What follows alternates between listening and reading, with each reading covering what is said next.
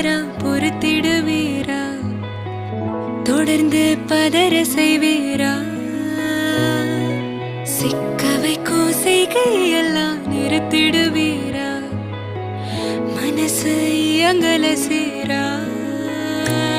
தாசா கிட்ட நெருங்குறலே